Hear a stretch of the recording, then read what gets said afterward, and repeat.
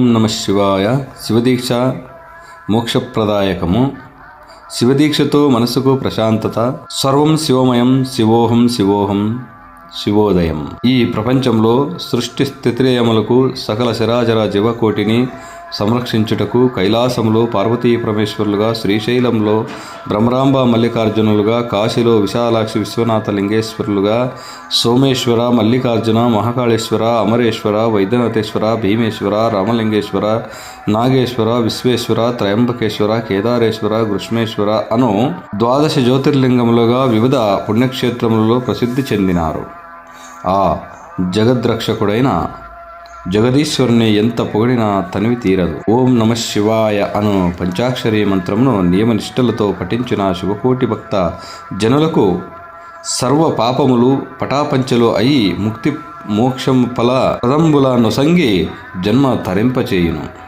శివదీక్షను నిష్ట నియమాలతో ఆచరించిన దేహపీడలు, అకస్మాత్ కలహములు తొలగి ఆయురారోగ్యములు, అష్ట ఐశ్వర్యములతో శుభప్రదముగా జీవించినట్లు ఆశీర్వదించును. దేవతలందరిలో శివుడు దయారస హృదయుడు. భక్తుల మొరలాలించి వరాలిచ్చే బోళాశంకరుడు. శివ అంటే శుభమని అర్థం.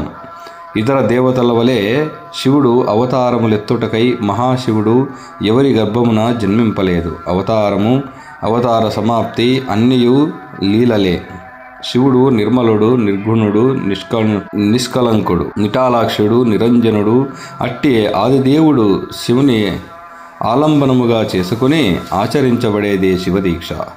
జగన్మాత అయిన పార్వతీదేవి కఠోరమైన శివదీక్ష చేసి ఆ పరమశివుని అనుగ్రహము వలన నిజమైన అంతరార్థమైన అర్ధాంగి అయినది. శివుని శరీరమందు అర్ధభాగము స్వీకరించుటే పరమేశ్వరుడుగా కూడా అర్ధనారీశ్వరుడైనాడు. శ్రీరామచంద్రుడు, రామలింగేశ్వరుని, శ్రీకృష్ణుడు దీక్షను, అర్జునుడు దివ్య దీక్షను స్వీకరించి తరించున్నట్లు చెప్పబడినది. మనకు తెలిసినంత వరకు శివదీక్ష పట్టిన వారిలో మొట్టమొదటి భక్తురాలు పార్వతీదేవి. బ్రహ్మ, విష్ణు, ఇంద్రుడు మొదలైన దేవతలు, శ్రీరామచంద్రుడు, శ్రీకృష్ణుడు, అర్జునుడు, భక్త కన్నప్ప నుండి పర్వతుడు, భక్త సిరియాళుడు మొదలైన వారు శివదీక్షను పాటించినట్లు విక్రమాదిత్యుని తామ్రశాసనం వలన తెలుస్తున్నది. కార్తీకేయుడు కూడా దీక్షను పూని అధిపతి అయినాడు. ఇంతటి దివ్య మహిమగల శివదీక్ష ఎంతో ప్రాచీనమైనది. మాఘమాసంలోని మహాశివరాత్రితో మండల కాలం అనగా 40 రోజులు ముగియనట్లుగా ఆచరించుట మంచిది.